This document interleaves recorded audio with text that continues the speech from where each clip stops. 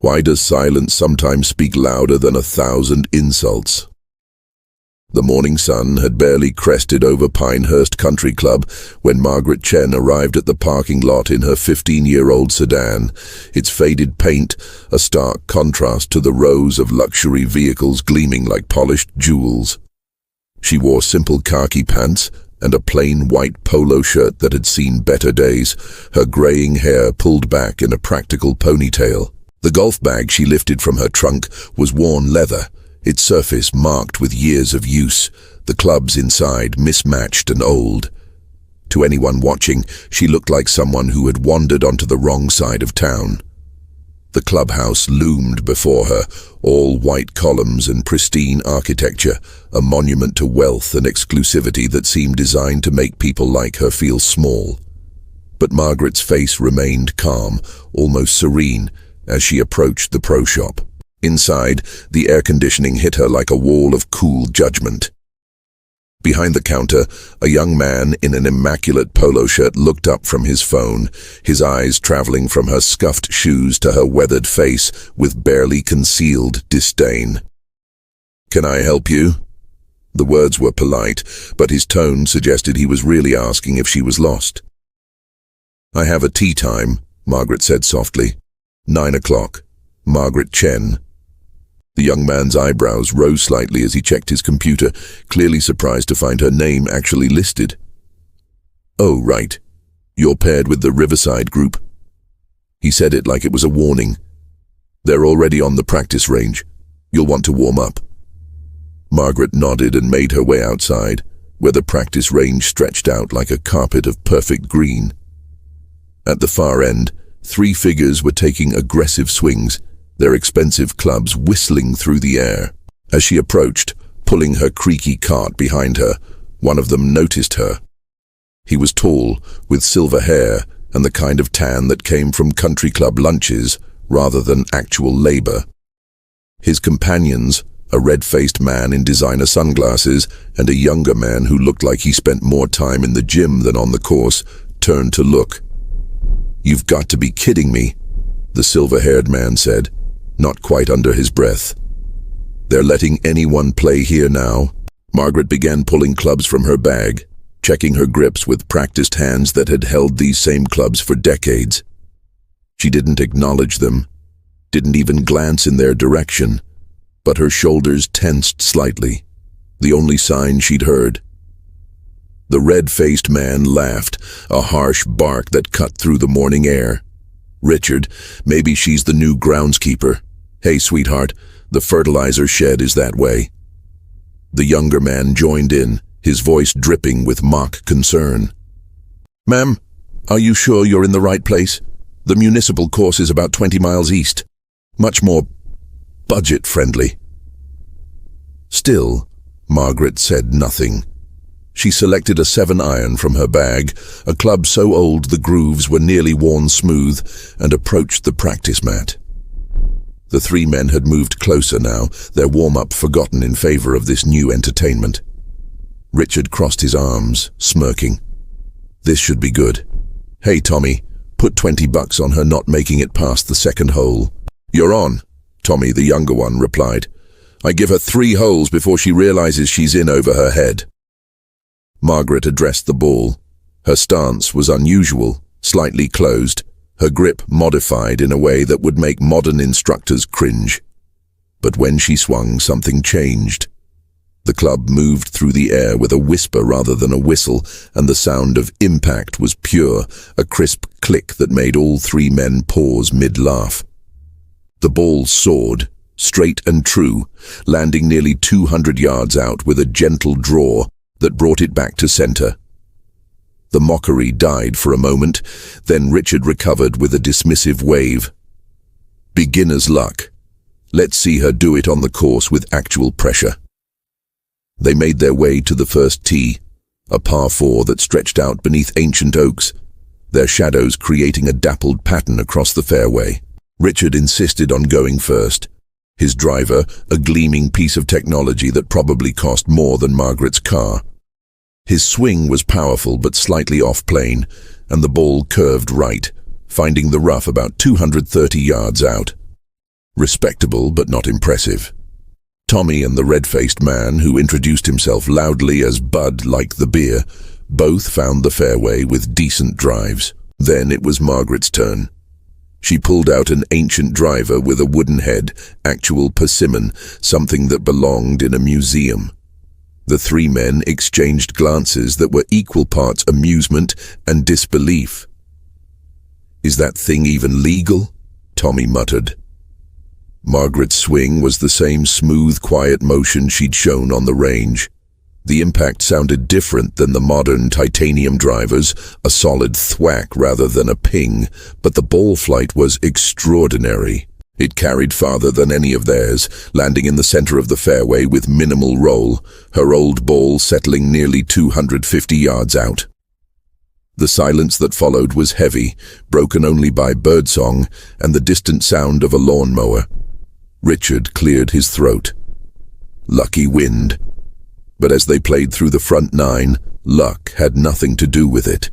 Margaret's approach shots were surgical, her irons finding greens with machine-like precision. On the third hole, a treacherous par 3 over water, all three men either found the hazard or the bunker. Margaret's ancient 5-iron sent the ball on a high, soft arc that landed pin-high, rolling to within 6 feet of the cup. The mockery had slowly transformed into uncomfortable silence. On the 7th tee, Bud tried one more time. "So, Margaret, you play here often, or did you save up for a special occasion?" His tone was still condescending, but there was an edge of nervousness now. Margaret looked at him for the first time since the practice range. Her eyes were calm, almost sad, and when she spoke, her voice was so quiet they had to lean in to hear. "I helped design this course 32 years ago." She turned back to her ball without another word, leaving the three men frozen. Richard's face had gone pale. "Wait," he said. "Margaret Chen, you're not—" But she was already swinging, her ball once again finding the perfect line, the perfect distance.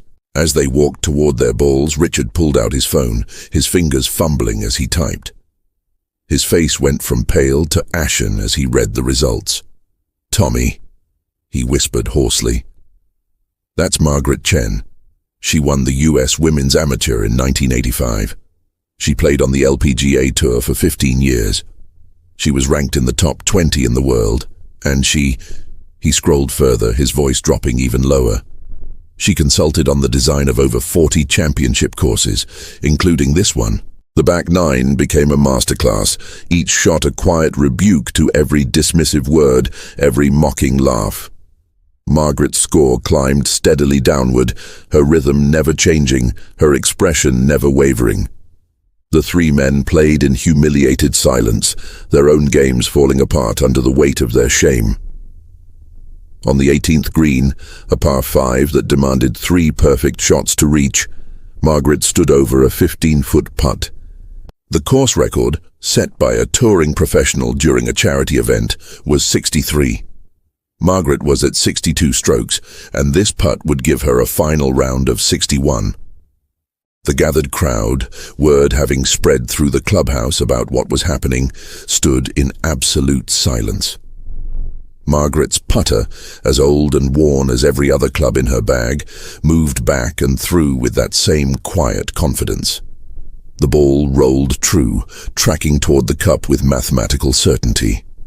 As it dropped with a gentle rattle, the crowd erupted, but Margaret's expression barely changed. She simply bent down, retrieved her ball, and walked toward the clubhouse, leaving behind 3 men who would never mock a stranger again, and a course record that would stand for years, set in almost complete silence by a woman they had dismissed at first glance. The clubhouse veranda had transformed into an impromptu celebration, champagne glasses appearing as if by magic, members crowding around scorecards to verify what they'd just witnessed. But Margaret Chen moved through the crowd like a ghost, her worn golf bag still slung over her shoulder, heading not toward the festivities, but toward her car. Behind her, Richard stood frozen on the 18th green, his expensive clubs forgotten, watching her retreating figure with an expression that had moved beyond shame into something deeper, something that looked almost like grief. "Wait," he called out, but his voice was swallowed by the cheering crowd. He started forward, then stopped, his hand reaching out toward nothing. Tommy and Bud had already disappeared, slinking away toward the parking lot through a side exit. But Richard remained, rooted to the spot where moments ago he'd watched perfection unfold in silence. Inside the clubhouse, the general manager, a portly man named Gerald Winters, who had run Pinehurst for the past decade, was frantically scrolling through old records on his computer. His secretary stood behind him, reading over his shoulder. "Sir, I don't understand. If she designed this course, if she's who they're saying she is, why isn't her name anywhere in our member directory? Why don't we have any photos, any recognition?" Gerald's face had turned the color of old paper. "Because," he said slowly, pulling up a file dated 1993, "we removed her. Look at this." The document was a board meeting transcript, and as his secretary read, her hand moved to cover her mouth. The words were clinical, businesslike, but their meaning was brutal. Margaret Chen's consulting contract terminated. Reason: restructuring. But the notes below told a different story. Member complaints about female presence in design meetings, preference for male-led architectural team, cost-saving measure. They had erased her. Quietly, efficiently, as corporations do when they want to avoid uncomfortable questions. They'd kept her design, profited from her vision for 3 decades, but removed every trace of her contribution. Her name had been struck from plaques, her signature holes credited to the male architects who'd implemented her plans, her groundbreaking drainage system that had made Pinehurst playable year-round, attributed to anonymous engineering consultants. Margaret reached her car as the sun climbed higher, the morning heat beginning to shimmer off the asphalt. She opened the trunk, carefully placing her clubs inside with the tenderness of someone handling old friends. Her hands were shaking slightly now, the adrenaline of the round finally catching up with her. She'd told herself she would do this once, just once, to prove something. But prove what? That she could still play? That she'd been someone worth remembering? The victory felt hollow now. A record set in front of strangers who would forget her name by tomorrow, just as the club had forgotten it decades ago. "Mrs. Chen?" The voice was young, uncertain. Margaret turned to find a girl, perhaps 16, standing a few feet away. She wore a starter's uniform, her dark hair pulled back in a ponytail not unlike Margaret's own. In her hands was a scorecard, and her eyes were wide with something that looked like wonder. "I'm sorry to bother you, but I had to ask, did you really design this course?" Margaret studied the girl's face, seeing something familiar in her eager expression, the way she held herself with a mixture of confidence and apology, as if taking up space required justification. "A long time ago," Margaret said quietly. "Why do you ask?" "Because I want to be a golf course architect," the girl said, the words tumbling out in a rush. "Everyone tells me it's a man's field, that I should be realistic, maybe work in hospitality or event planning instead. But then I heard what you did today, and someone said you used to design courses, and I thought..." She trailed off, looking down at her shoes. "I thought maybe you could tell me if it was worth trying." The question hung in the air between them, heavy with all the weight of dreams deferred and paths not taken. Margaret felt something crack inside her chest, a wall she'd built 30 years ago when they'd handed her that termination letter with apologetic smiles and firm handshakes. She'd walked away then, told herself it didn't matter, that she'd had her chance and the world had moved on. She'd stopped designing, stopped consulting, even stopped playing for years. Her clubs gathering dust in a garage until 3 months ago when she'd seen an advertisement for Pinehurst's annual open tournament, and something stubborn and long buried had stirred inside her. "What's your name?" Margaret asked. Sarah Kim." "Sarah, do you know what the hardest hole on this course is?" Margaret gestured back toward the fairways visible beyond the clubhouse. The 12th, Sarah said immediately. The par 4 with the dogleg left in the water. Everyone says it's impossible to design a safe approach that still challenges good players. Margaret's lips curved in the smallest smile. I spent 6 months on that hole. Drew it 47 different times. My lead architect kept telling me it couldn't work, that I needed to simplify it, make it more conventional. But I knew that hole could be something special if we got the angles right, if we trusted players to think instead of just hit. She paused, looking back toward the course. They changed it after I left, made it easier, moved the water back 30 yards and widened the fairway. It's safer now, more forgiving, and absolutely ordinary. Sarah's eyes had never left Margaret's face. That's what I'm afraid of, she whispered. That even if I get the chance, they'll take my vision and sand down all the interesting parts until it's just acceptable.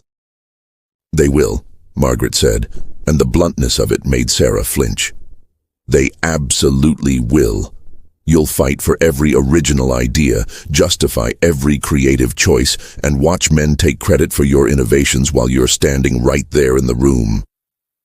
You'll be the only woman in meetings where they talk about maintaining tradition while meaning maintaining control.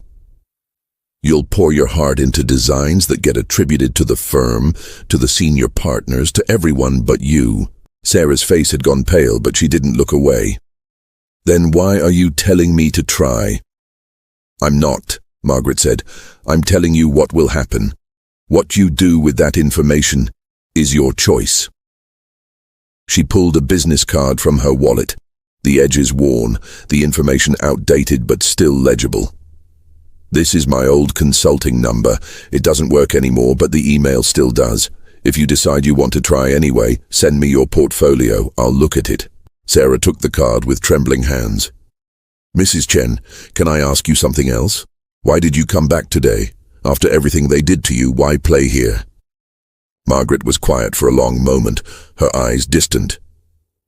I told myself it was to prove I could still play, to show them they were wrong to dismiss me. But standing on that 18th green, watching that putt drop, she shook her head slowly. I realized I wasn't proving anything to them. I was proving it to myself. That I existed, that I mattered, that they couldn't erase me completely no matter how hard they tried. Behind them, the clubhouse doors burst open and Richard emerged, moving with purpose now, his face flushed. He spotted Margaret and broke into a jog, ignoring the curious stares from members on the veranda. Mrs. Chen, please, I need to speak with you. Margaret's expression closed off, her body language shifting subtly but unmistakably toward her car, toward escape. Sarah stepped slightly forward, a small movement that placed her between Margaret and the approaching man, and Margaret felt a rush of something warm in her chest at this young girl's instinctive protection. I know I have no right, Richard said, stopping a respectful distance away, breathing hard. What I said this morning, what we did, there's no excuse.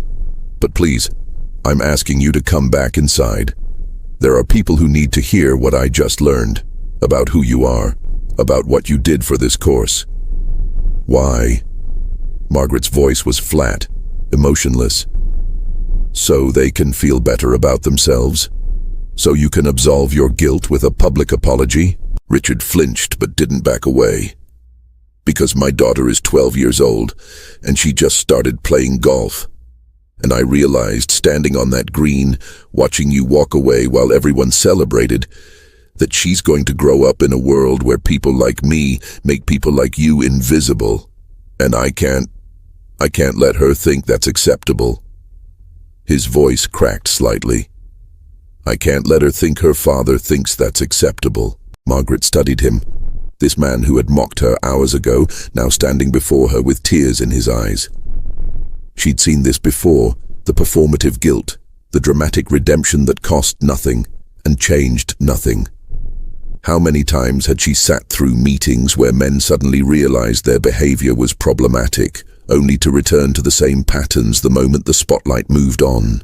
But then she saw something else, Gerald Winters had emerged from the clubhouse, and in his hands was a large framed photograph, old and dusty, clearly retrieved from some forgotten storage room.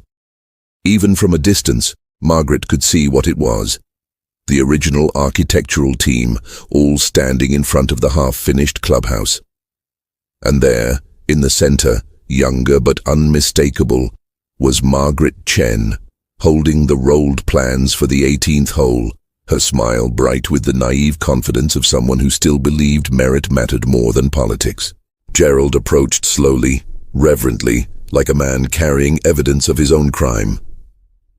"Mrs. Chen," he said, his voice thick. "I've been manager here for 10 years, and I never knew. I never asked.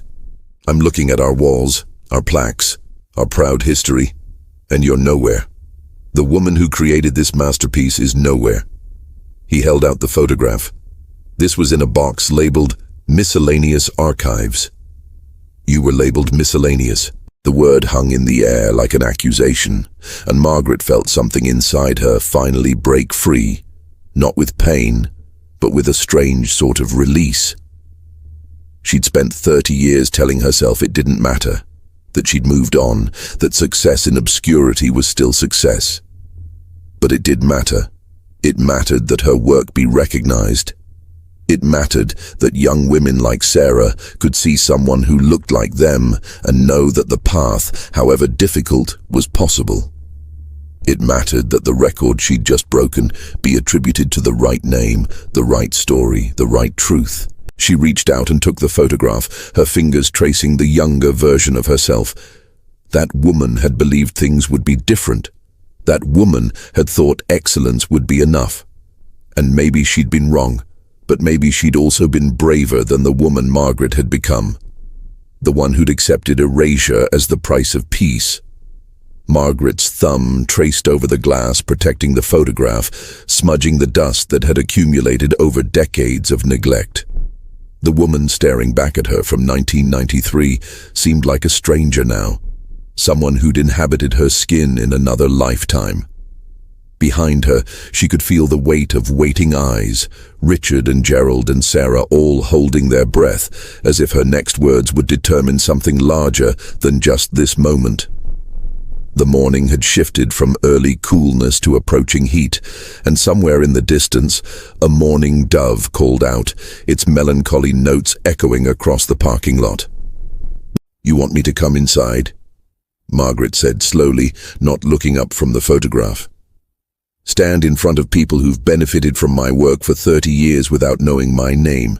Accept their apologies, their sudden recognition, their convenient guilt." She finally raised her eyes to Gerald. "And then what? You hang this picture in the clubhouse, put up a plaque with my name, feel better about yourselves?" Gerald opened his mouth, closed it, then tried again. "Mrs. Chen, I understand your anger, but do you?" The words came out sharper than Margaret intended, carrying 3 decades of swallowed frustration. "Do you understand what it's like to watch your life's work be attributed to men who changed your designs and made them worse? To see articles written about the genius of Pinehurst's layout without your name mentioned once? To have your innovations become industry standards while you became a footnote? Then not even that. Just nothing." Sarah had moved closer, her young face stricken, and Margaret realized the girl was seeing her future reflected back at her. All the ugly truth without the comfortable lies people told about progress and merit and how things were better now. Richard had gone very still, his earlier urgency replaced by something that looked like horror as he truly understood, perhaps for the first time, the magnitude of what had been taken. "I found something else," Gerald said quietly, pulling a manila folder from under his arm. "When I started looking through the archives, really looking, I found these." He opened the folder, revealing letters, dozens of them, all addressed to the Pinehurst Board of Directors, all from Margaret Chen. The dates spanned from 1993 to 1997, and even from a distance, Margaret could see her own handwriting, younger and more confident than it was now. You kept writing to them, asking for recognition, asking just to be mentioned in the course literature. You weren't even asking for money, just acknowledgement. Margaret felt something cold settle in her stomach. She'd forgotten about those letters, had blocked them out along with all the other humiliations of that period. She remembered writing them late at night, carefully professional, never angry, never demanding, just politely requesting the basic courtesy of having her name attached to her work. And she remembered the responses, when they came at all, polite deflections about company policy and collaborative efforts, and moving forward rather than backward. The last letter, Gerald continued, his voice barely above a whisper, was returned unopened. Someone in the office had written across it, "No longer at this address, return to sender." But Mrs. Chen, you'd used your home address. The same address that's on your driver's license, the same one you used when you registered for today's tournament. They lied. They just stopped reading your letters and pretended you'd disappeared. The mourning dove called again, and Margaret found herself wondering if it was the same bird, or if she was just hearing echoes of a sound that had already faded. She took the folder from Gerald's hands, her fingers moving through the letters, recognizing moments of her past self. Here was the one she'd written after seeing an article in Golf Digest, crediting the entire design to Richard Hallstrom and Associates. Here was the one from after her father's death, when she'd hoped that having her name properly attached to her work might make him proud, posthumously, might justify all the years he'd supported her unconventional career. Here was the final one, shorter than the others, almost pleading in its simplicity. I only asked to be remembered for what I created. They didn't just erase you, Richard said, and his voice had changed, become harder, angrier. They systematically removed you. And I played here for 15 years, brought my colleagues here, told everyone what a masterpiece this course was, and never once questioned why all the architects were men. Never once asked if maybe, possibly, the official story was incomplete. He looked at Margaret with something like desperation. How many times did I pass you? How many times might we have crossed paths in a grocery store, at a restaurant, and I never knew I was standing next to the person who created my favorite golf course? Sarah spoke up, her voice small but steady. My instructor told me last week that women don't have the spatial reasoning for course design, that we can play golf fine, but designing courses requires a different kind of thinking. She looked at Margaret. He plays here every weekend. He's told me 100 times how brilliant the design is. The irony would have been funny if it wasn't so crushingly familiar. Margaret closed the folder, held it against her chest like armor. In 1995, she said, I was invited to speak at a golf course architecture symposium in Scotland. I submitted a paper on sustainable drainage systems, the same systems I'd pioneered here. They rejected it without review, said my methodology was unproven.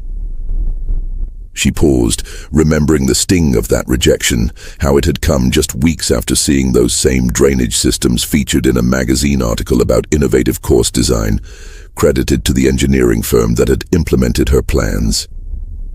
6 months later, a man from that engineering firm presented my exact methodology at the same symposium.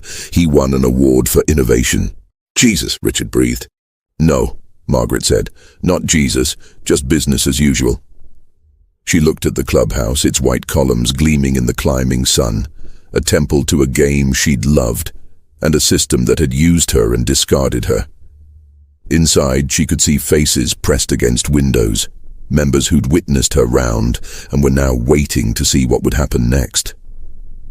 This was the moment, she realized, where she was supposed to be gracious, supposed to accept their belated recognition with humble gratitude, supposed to make everyone feel better about the injustice by forgiving it. But Margaret found she didn't want to be gracious. She wanted to be angry, and more than that, she wanted her anger to mean something.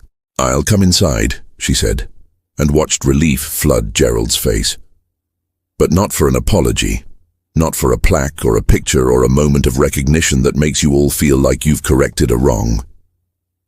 She stepped forward, and there was something in her bearing now that made even Richard take a step back. "I want my consulting contract reinstated, retroactive to 1993, with interest and adjusted for inflation. I want my name on every piece of literature, every website mention, every historical record. I want the holes that were changed after I left returned to my original designs. And I want a formal public acknowledgement from this club and from Richard Hallstrom and associates of what was done, not just to me, but to the record itself, to history, to truth." Gerald's face had gone from relieved to panicked. "Mrs. Chen, I don't have the authority to authorize that kind of expenditure. The board would need to—" "Then call an emergency board meeting," Margaret said calmly. "I'll wait." She checked her watch with deliberate slowness. "I have nowhere else to be today." "This is insane," someone said from behind Gerald. Margaret looked past him to see a man in an expensive suit emerging from the clubhouse, his face red with indignation. She recognized him vaguely, one of the board members, someone whose name she'd never learned because he'd never bothered to introduce himself during the design phase, had only appeared at meetings to talk about budgets and timelines. "You can't just waltz in here after 30 years and make demands. You signed a contract. You were compensated fairly for your work." "Was I?" Margaret's voice was quiet, but it cut through the parking lot like a blade. "I was paid as a junior consultant, despite being the lead designer. My contract specified I'd be credited in all promotional materials, a clause that was quietly ignored after I was terminated. I was promised a percentage of membership fees for the first 5 years as part of my compensation. Payments that stopped after 8 months, with no explanation." She took a step toward the man, who instinctively backed up. "I have copies of everything, Mr. Harrison. Every contract, every email, every promise that was made and broken. I've had 30 years to organize my files." The lie came out smoothly, naturally, and Margaret felt a small thrill at the fear that flashed across Harrison's face. She didn't have organized files, had barely looked at those documents in decades, but he didn't know that. And more importantly, he didn't know what else she might have. What other evidence of the club's casual cruelty might be sitting in boxes in her garage. "You're bluffing," Harrison said, but his voice wavered. "Am I?" Margaret pulled out her phone, old and simple compared to the sleek devices everyone else carried, and made a show of scrolling through it. "I wonder what the media would make of this story. Local course architect erased from history, only to return decades later and break the course record.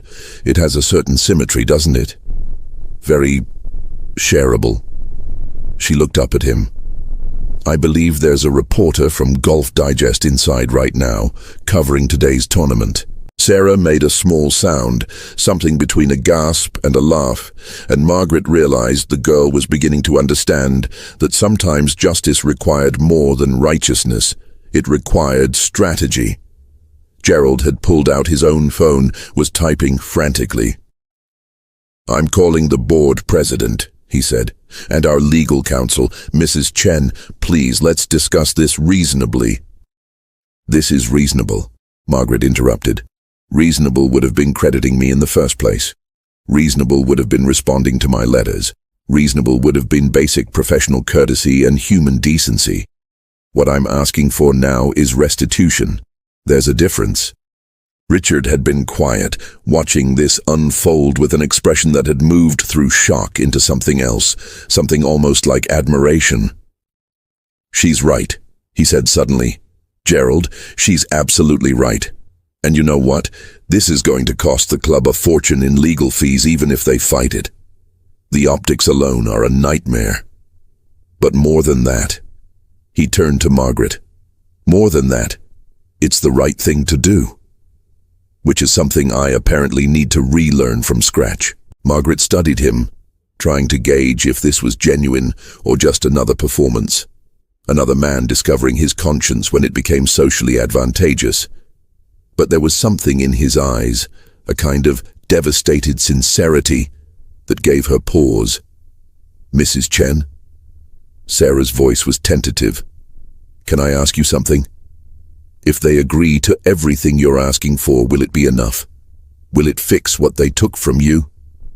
The question struck deeper than Margaret expected, because the girl had identified the truth Margaret hadn't wanted to face. Money could be paid, names could be added to plaques, records could be corrected. But the years, the lost opportunities, the designs she'd never been asked to create, the students she'd never mentored because she'd been so thoroughly removed from the field. The version of herself she might have been if she'd been allowed to keep creating instead of being forced into invisibility. No, Margaret said softly. It won't fix it, but it might prevent it from happening to someone else. She looked at Sarah. It might make sure that when young women search for female golf course architects, they find names, not just silence. From inside the clubhouse, a commotion was growing. Someone had clearly broken the news to the gathered members about who Margaret really was, and the sound of raised voices carried across the parking lot. Margaret could imagine the conversations happening, the shock and the defensiveness, and the people who would insist they'd always suspected something, who would rewrite their own memories to place themselves on the right side of history. Gerald ended his call, his face pale. The board president is on his way.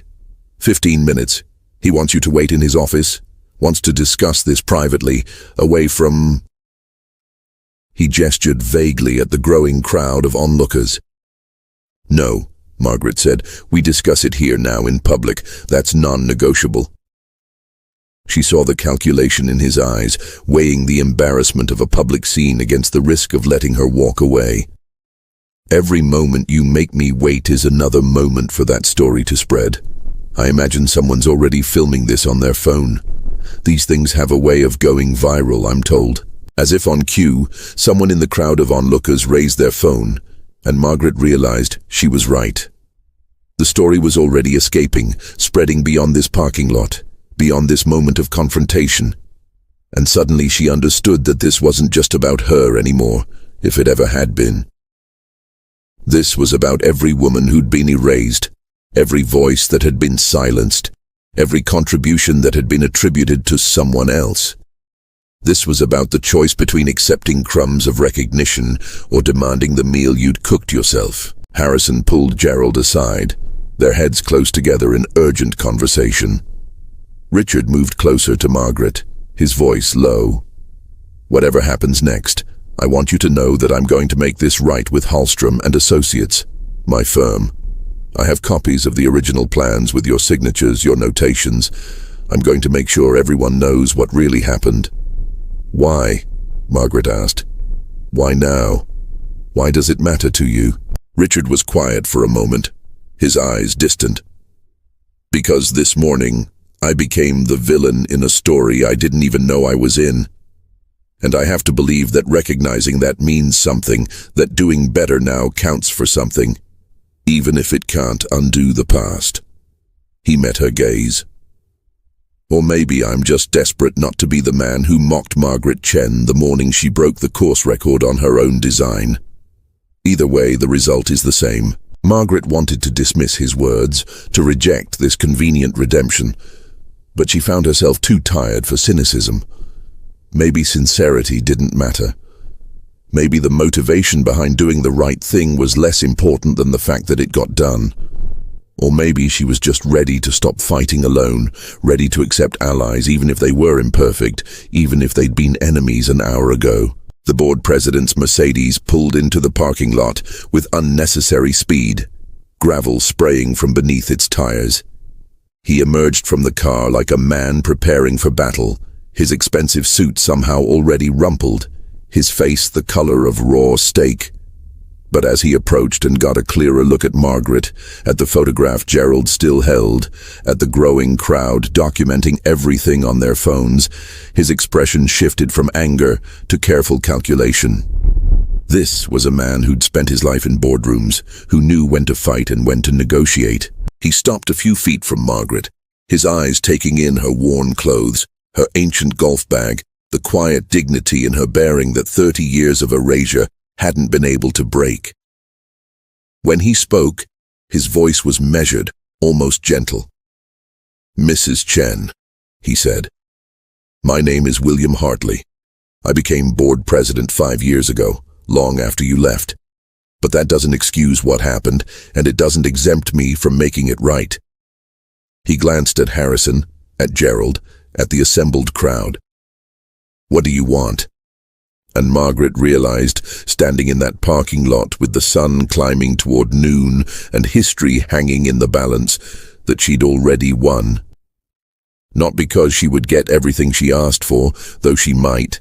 Not because these men would suddenly become champions of justice, though they might try. But because for the first time in 30 years, someone was asking her what she wanted instead of telling her what she should accept. The question itself was the victory, but it was only the beginning of what she would take back. Margaret let the silence stretch, let William Hartley stand there with his question hanging between them like a challenge and an offering.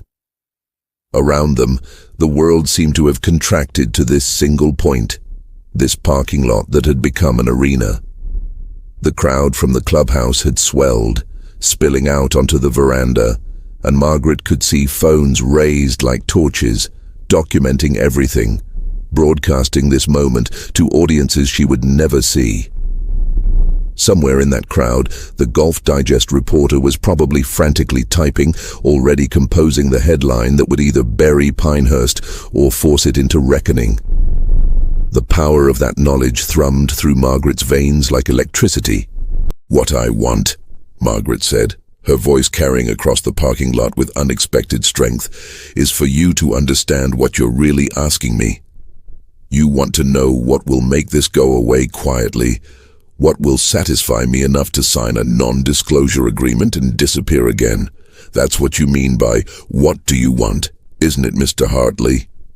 A muscle twitched in Hartley's jaw, but he didn't look away.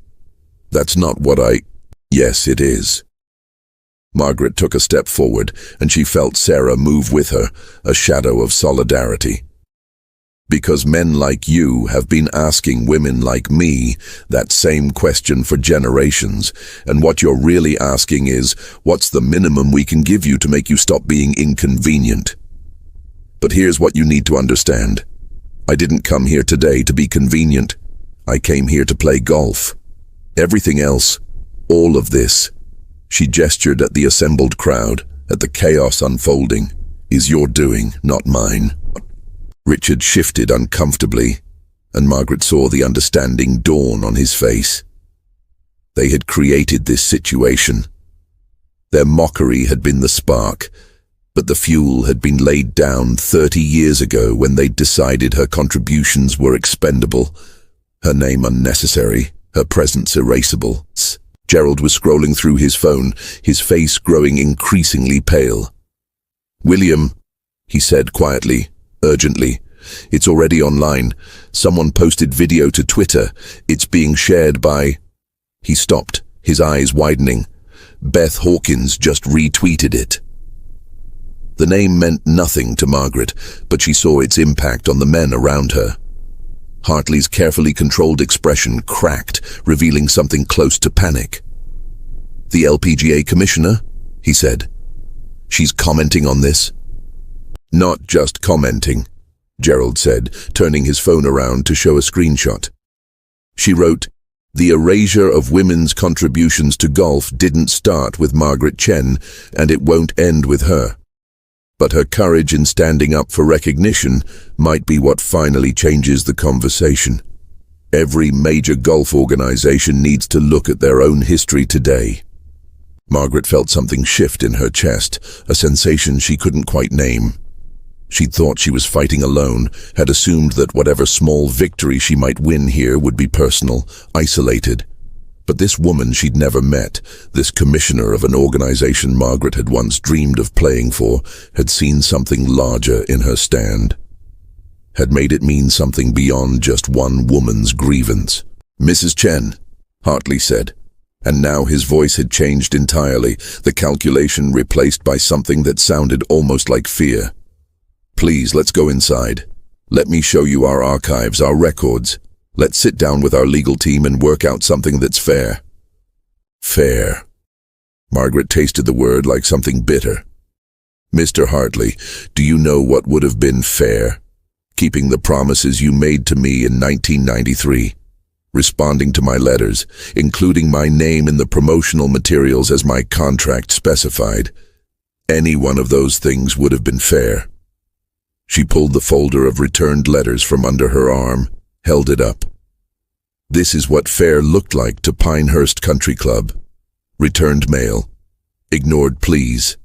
Systematic erasure. A woman's voice cut through from the crowd. I worked here in the 90s, in the office. Margaret turned to see a gray-haired woman in a floral dress pushing through the onlookers, her face flushed with emotion.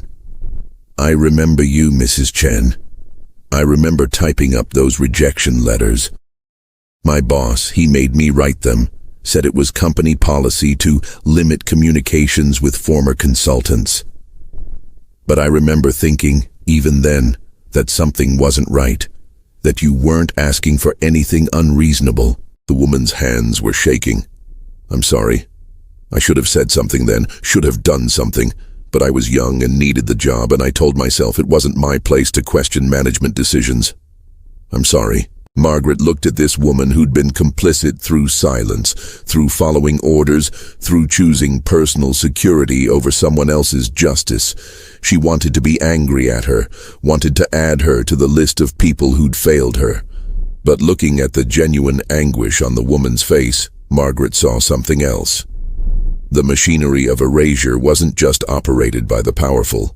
It was maintained by ordinary people who convinced themselves they were powerless to stop it. What's your name? Margaret asked. Patricia. Patricia Hollis. Patricia, you were what, 25, 30, in a job where speaking up might have cost you everything? Margaret's voice was gentle now, almost kind. I don't blame you. I never blame the people like you. It's the system that made you choose between your conscience and your livelihood that's the real villain here. Patricia's eyes filled with tears, and Margaret watched her mouth the words, "Thank you," though no sound came out. In the crowd, Margaret could see other faces, other people who'd worked at Pinehurst over the years, and she wondered how many of them carried small guilts, small moments of complicity that they'd rationalized at the time and regretted ever since. Harrison had been on his phone, and now he stepped forward with a forced smile that didn't reach his eyes. Mrs. Chen, I've just spoken with our insurance carrier. They're advising that we cease all communication until our legal team can conduct a full review of your claims. So I'm afraid we're going to have to ask you to leave the premises until... No. The word came not from Margaret, but from Richard, who moved to stand beside her with an expression of grim determination. She's not going anywhere. And if you try to remove her, Harrison, I'll make sure every member of this club knows exactly what you're doing and why. I'll call that Golf Digest reporter over right now. This isn't your fight, Richard, Harrison said, but there was uncertainty in his voice now. It became my fight the moment I mocked her this morning without knowing who she was. Richard shot back. It became my fight when I realized I've been playing on her masterpiece for 15 years and never questioned why all the credit went to men. It became my fight when I looked at my daughter's future and realized I've been part of the problem. He turned to Hartley. William, you want to know what's going to cost this club less in the long run? Lawsuits and media scandals, or doing the right thing? Because I promise you, she has a case. And even if she didn't, the story alone will destroy Pinehurst's reputation. Margaret watched this unfold with a strange sense of detachment, as if she were observing a play rather than participating in her own vindication. These men were fighting over her now, about her, but something about it felt off, felt like the narrative was slipping away from her again, being shaped by their voices, their authority, their decisions about what justice should look like. Stop, she said, and the quiet command cut through their argument. All of you stop. This isn't about what's best for the club's reputation. This isn't about managing a PR crisis or avoiding lawsuits. This is about truth. She turned to face the crowd fully now, addressing not just the board members, but everyone assembled. I designed this course because I loved golf. Because I saw in this land the possibility of creating something beautiful and challenging and fair. I spent 2 years of my life walking these acres, studying the soil, the water drainage, the wind patterns. I sketched hundreds of holes before I found the right ones. I fought for angles that would reward smart play over long drives.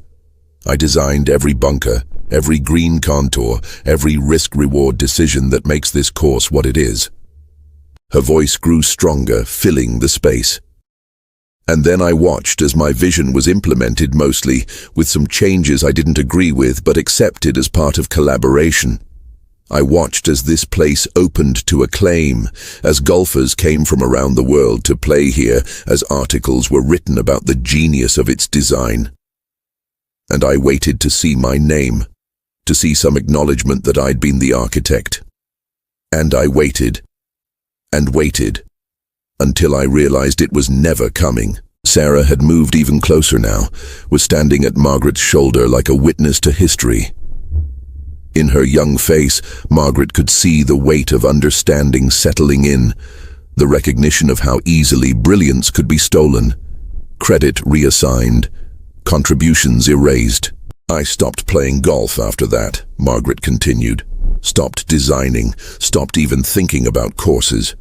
Because every time I held a club, every time I looked at a course layout, I remembered what had been taken from me. I became a high school math teacher instead. It was a good life, a useful life, but it wasn't the life I'd planned. It wasn't the life I'd earned. She paused, and in that pause, she could hear the sound of wind through the trees, the distant sound of a mower on a far fairway, the breath of dozens of people held in anticipation. 3 months ago, my husband died. Cancer. He'd been sick for years, and I'd spent that time caring for him. And it was only after he was gone that I realized I'd spent decades caring for everyone but myself, so I pulled my clubs out of storage.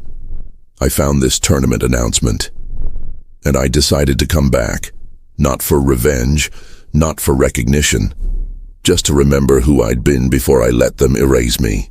Hartley's phone buzzed and he glanced at it, his face going ashen. He showed the screen to Harrison, whose expression transformed from defensive anger to something approaching terror. Margaret didn't need to see what it said to understand its meaning. The story was spreading faster than they could contain it. "What do you really want, Mrs. Chen?" Hartley asked again, but this time the question was different, naked in its desperation. "What would it take for you to work with us instead of against us?" Margaret had spent the entire drive to Pinehurst this morning thinking about this moment, imagining what she might say if given the chance. She'd rehearsed speeches in her head, demands and ultimatums, imagined the satisfaction of watching these men squirm. But standing here now with Sarah beside her, and Patricia crying quietly in the crowd, and Richard looking at her like she was rewriting his understanding of the world, Margaret realized her answer had changed. "I want a foundation," she said. "The Margaret Chen Fellowship for Women in Golf Course Architecture, funded by Pinehurst and Richard Hallstrom and Associates, with an initial endowment of $5 million. I want it to provide full scholarships and mentorship for women entering the field. I want my name on this course, yes. But more than that, I want to make sure that in 20 years, in 50 years, there are enough women designing courses that erasing one of us becomes impossible because there are too many of us to silence." The numbers seemed to hit Hartley like a physical blow. 5 million is less than this club spends on landscaping every decade, Margaret interrupted. Less than the value this course has generated in membership fees and tournament hosting and prestige over 30 years. It's not reparations, Mr. Hartley. It's an investment in making sure this never happens again. Sarah made a small sound, something between a sob and a laugh, and when Margaret glanced at her, the girl's face was radiant with something that looked like hope. Around them, the crowd had gone absolutely silent, everyone processing what Margaret had just proposed. She'd turned a personal grievance into a systemic solution, had converted her anger into action that would outlive her. Hartley and Harrison exchanged looks, having some wordless conversation that Margaret couldn't interpret. Gerald was typing frantically on his phone, probably calculating numbers, consulting with lawyers, trying to figure out if this was a better deal than the alternative. Richard had a strange expression on his face, something between admiration and grief, as if he was simultaneously proud of Margaret and devastated by what her proposal revealed about the world he'd been blind to. "I need to make calls," Hartley finally said. "The board would need to vote on something this significant. The funding would need to come from multiple sources, would need to be structured properly." "You have until the end of business today," Margaret said. "After that, I start returning calls from journalists. I've had 17 interview requests in the last 20 minutes. She held up her phone, showing the notifications. "I've been ignoring them because I wanted to give you a chance to do the right thing. But my patience has limits. That's not enough time to—" "It's more time than you gave me when you terminated my contract with 2 weeks' notice," Margaret said flatly. "More time than you took to decide I wasn't worth acknowledging. If you can erase someone in an afternoon, surely you can recognize them in the same span." Harrison opened his mouth to argue, but Hartley held up a hand to stop him. The board president studied Margaret for a long moment, and she could see him doing the calculation, weighing the costs and benefits, trying to find an angle that would work in Pinehurst's favor. But there was no angle. She'd structured her demand perfectly. Refuse, and they looked like villains doubling down on injustice. Accept, and they could spin it as progressive leadership, as righting historical wrongs, as being on the right side of history. "If we agree," Hartley said slowly, "would you be willing to make a joint statement with us? Something about partnership and moving forward together?" And there it was, Margaret thought. The attempt to co-opt her victory, to make it their story of redemption rather than her story of reclamation. She'd expected this, had known it was coming, and yet feeling it happen still carried a sting. "No," she said simply. "You can make whatever statement you want about the club's commitment to women in golf, but my statement will be my own. I'll acknowledge that Pinehurst chose to fund the fellowship, but I won't pretend that choice was made willingly or easily. I won't help you rewrite this into a feel-good story where everyone's noble and enlightened. The truth is messy and uncomfortable, and that's how it should be remembered." Hartley's jaw tightened, but he nodded slowly. "I'll call an emergency board meeting. We'll have an answer for you by 5 o'clock. 4 o'clock, Margaret countered. "I'd like to be home before dark." 4 o'clock, Hartley agreed, and then he was moving back toward his car, phone already at his ear, Harrison trailing behind him like a shadow. Gerald lingered for a moment, still holding the dusty photograph of the design team, looking at Margaret with an expression she couldn't quite read. "For what it's worth," he said quietly, "I wish I'd asked questions. Wish I'd looked deeper into the history of this place before now. That's on me." "Yes," Margaret said, "it is." She didn't soften it, didn't offer him the absolution he was seeking.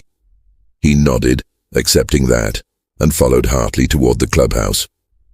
The crowd began to disperse slowly, people returning to their interrupted days, but Margaret could feel their eyes on her, could sense the way the story was already changing in their minds, being polished and shaped into something they could tell others. She would become a legend by nightfall, she realized.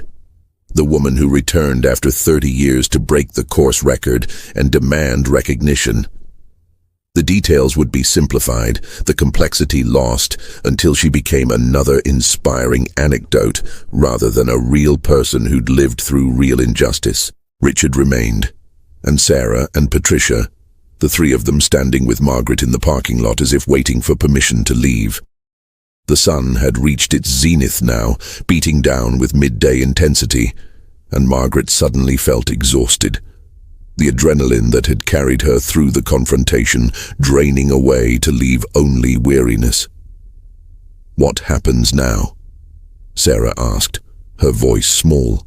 Margaret looked at this girl who'd asked her earlier if pursuing golf course architecture was worth trying, and she realized she owed her an honest answer, not the one she'd given before. "Now we wait," she said. "And while we wait, you tell me about your portfolio. About the courses you've imagined, the designs you've dreamed of creating. Because whether Pinehurst agrees to the fellowship or not, whether they give me back my name or keep pretending I didn't exist, you're still going to design courses, Sarah, and you're going to do it better than I did, because you'll know from the start what the cost might be. You'll go in with your eyes open." Sarah pulled out her phone with trembling hands, opening a design app, and Margaret saw the beginning of something beautiful there. A par 5 with risk-reward written into every yard, choices stacked on choices in a way that showed instinctive understanding of what made golf fascinating. They sat down on the curb together, Margaret and this girl who represented a future that might finally be different, and they talked about angles and wind and the poetry of perfect design, while Richard and Patricia stood nearby like guards, protecting this moment from interruption. And as the minutes ticked toward 4 o'clock, toward the deadline Margaret had set, toward the board meeting that would decide whether 3 decades of erasure could be undone with money and institutional commitment, Margaret felt something she hadn't felt in years. She felt seen, not just by these people standing with her, but by all the people watching online, sharing her story, adding their own stories of being dismissed and erased and told they didn't matter. The wind picked up, carrying with it the scent of cut grass and distant rain, and Margaret thought about the 18th hole, about that final putt dropping, about the sound of applause from strangers. She'd thought that moment was her victory, her vindication. But she was beginning to understand that it had only been the beginning.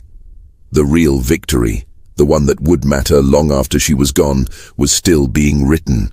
Her phone buzzed with another notification, another interview request, another message of support from someone she'd never met. The story was taking on a life of its own now, growing beyond her control, becoming something larger than one woman's fight for recognition. And Margaret realized, sitting on that curb with Sarah beside her and 4 o'clock approaching like Judgment Day, that she was no longer afraid of what came next. Whatever the board decided, whatever statement Pinehurst made or didn't make, she had already won something more important than recognition. She had sparked a conversation that couldn't be contained, asked questions that demanded answers, and shown at least one young woman that fighting for your place in history was worth the cost. 3:45. Margaret watched the second hand sweep around her watch face, each tick audible in the strange quiet that had settled over the parking lot. Sarah had stopped talking about her designs, was instead staring at the clubhouse doors, as if she could will them to open with answers. Richard paced, his expensive shoes scuffing against the asphalt, phone in hand but never looking at it, as if afraid of what messages might be arriving. Patricia had brought them water bottles from her car, sat on the curb with them now like a penitent seeking absolution through proximity. The heat pressed down, making the air shimmer, turning the world into something unstable and dreamlike. 3:50. A text came through to Margaret's phone, not from Hartley but from a number she didn't recognize. She opened it. The message was simple. "I'm watching. We're all watching. You've given voice to thousands of women who thought they were alone. Thank you. Beth Hawkins." Margaret read it twice, 3 times, feeling the weight of those words. Thousands of women. She'd thought this was just her story, her erasure, her fight. But it had never been just hers. 3:55. The clubhouse doors opened and Gerald emerged, walking quickly, his face unreadable. Behind him came Hartley, moving slower, and behind him a woman Margaret didn't recognize, carrying what looked like legal documents. Sarah stood up so fast she nearly stumbled, and Richard stopped pacing, his body gone rigid with anticipation. The small group that had remained in the parking lot, perhaps 20 people who'd refused to leave, pressed closer, phones raised. 3:58. Gerald reached them first, slightly out of breath. "Mrs. Chen," he started, then stopped, looked at Hartley as if seeking permission to continue. Hartley nodded, and in that small gesture, Margaret saw everything she needed to know about what came next. They'd agreed. They had to have agreed. No one brought lawyers to deliver a refusal. 4 o'clock. The church bell in town, 2 miles away, began to toll the hour. 4 clear notes that rang out across the course, across the parking lot, marking the moment like a coronation. Hartley stood before Margaret, and for the first time since this began, he looked at her not as a problem to be managed, but as a person who deserved to be seen. "The board has voted unanimously," he said, his voice carrying across the gathered witnesses. "We accept your terms, all of them. The fellowship will be established with a $5 million endowment. Your name will be restored to all historical records, all promotional materials, all documentation related to Pinehurst. The holes that were altered will be studied for potential restoration to your original designs.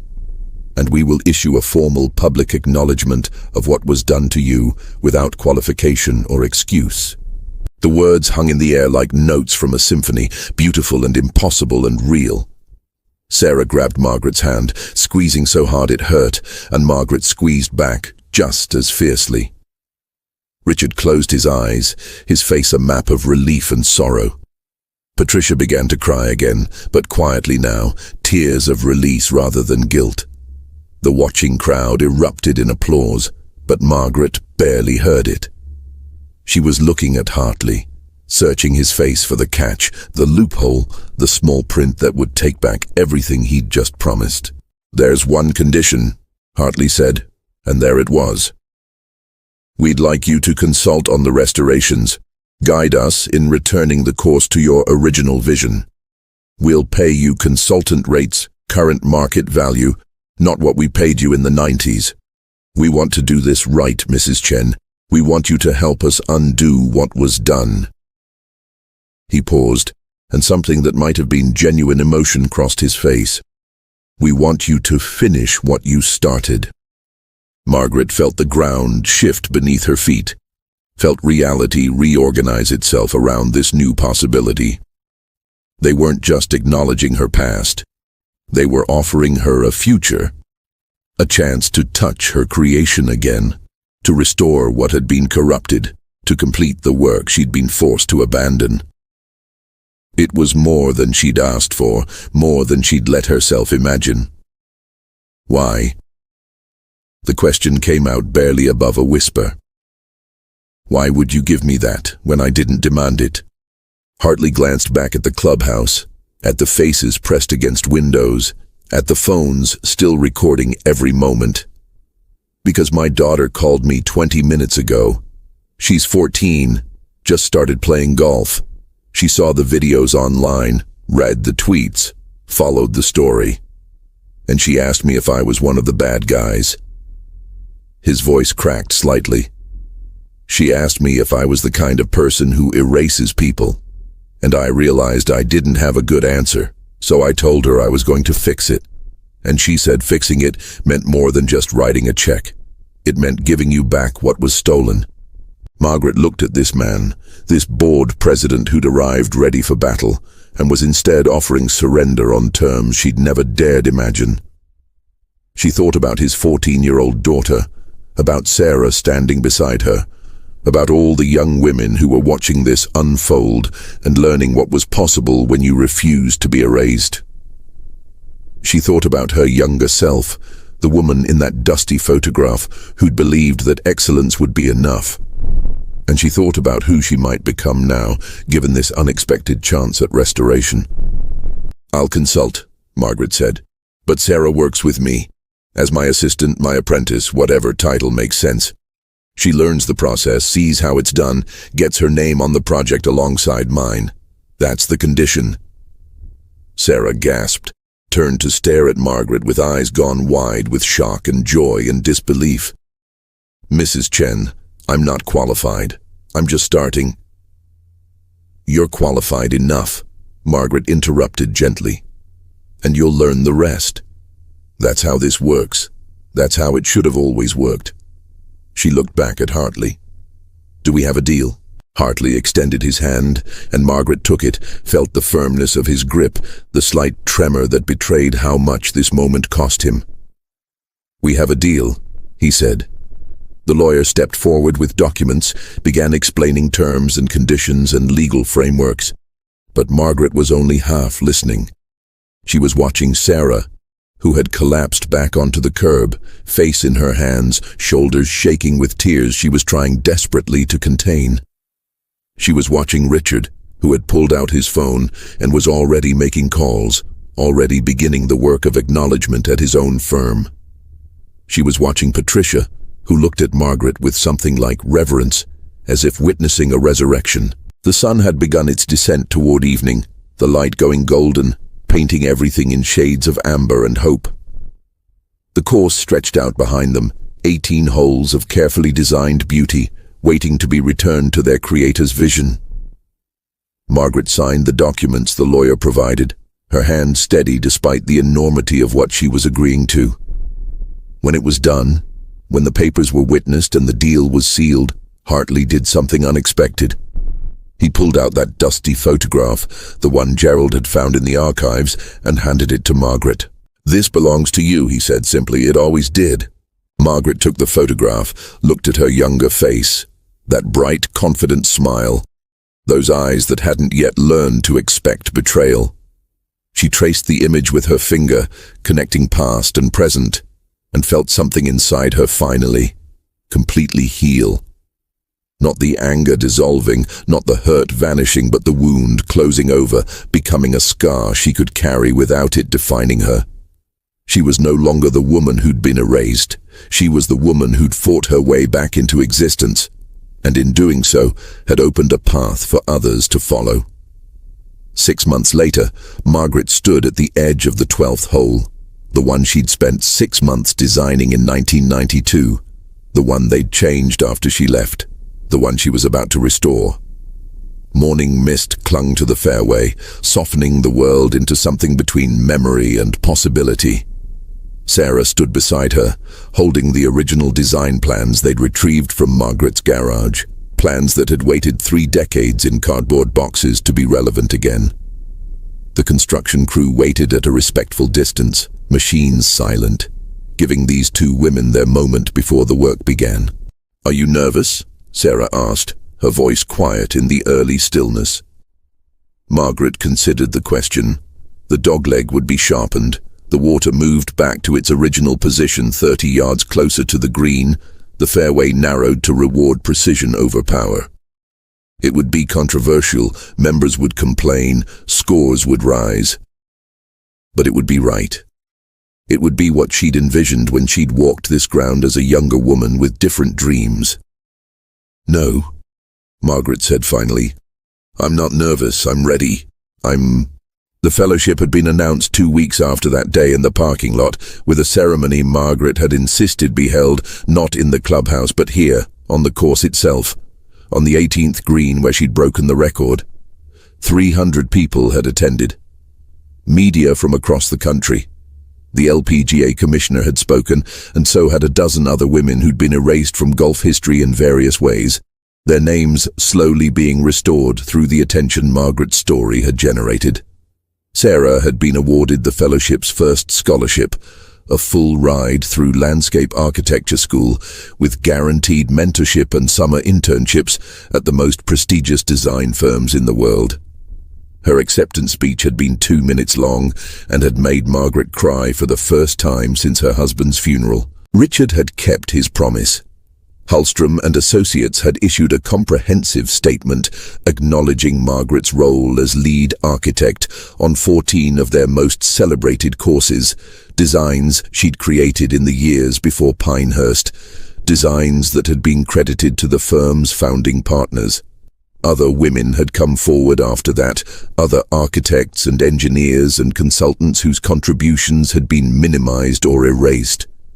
The reckoning had spread beyond golf, beyond Margaret, becoming something larger than any single story. But it had started here in this parking lot, with one woman refusing to accept invisibility. "Mrs. Chen," one of the construction foremen approached, hard hat in hand. "We're ready when you are. Where do you want us to start?" Margaret looked at the hole one last time as it currently existed, safe and forgettable and wrong. Then she looked at Sarah, at this young woman who would carry forward what Margaret had started, who would design courses that challenged and inspired, whose name would be on plans and plaques and promotional materials because that was simply how it would be done now. "Start with the water," Margaret said. "Everything else builds from there." The machines roared to life, and Margaret and Sarah walked back toward the clubhouse, leaving the crew to begin the work of restoration. Inside, the walls had changed. The photograph of the original design team now hung in the main hallway, prominently displayed with a plaque that read, "Lead Architect, Margaret Chen, Pinehurst Country Club, 1993. Her name appeared in the course guide, in the history section of the website, in the materials given to every new member. She existed again in the official record, and that existence would outlive her, would ensure that future generations knew who had shaped this land into beauty. But more than that, more than plaques and acknowledgements and restored designs, was what had happened in the months since. Margaret had received hundreds of letters from women across the country, across the world, women who'd been erased from their own stories and had found courage in hers to demand recognition. Women who'd been told they weren't creative enough, weren't technical enough, weren't enough, period. Women who'd watched Margaret's story unfold online and had seen in it permission to stop accepting invisibility as the price of peace. The fellowship had received over 200 applications for its second year of scholarships. 200 young women who wanted to design golf courses, who saw possibility where there had once been only closed doors. Margaret's phone buzzed.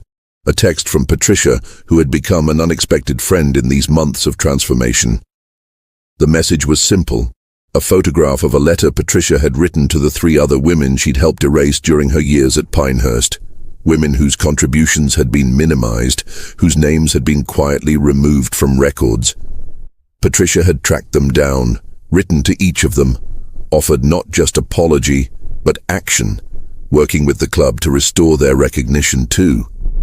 The photo showed one woman's response. "Thank you for remembering. I thought I'd been forgotten forever." Sarah touched Margaret's arm gently. "Do you ever wonder what would have happened if those men hadn't mocked you that morning? If you'd just played your round quietly and left?"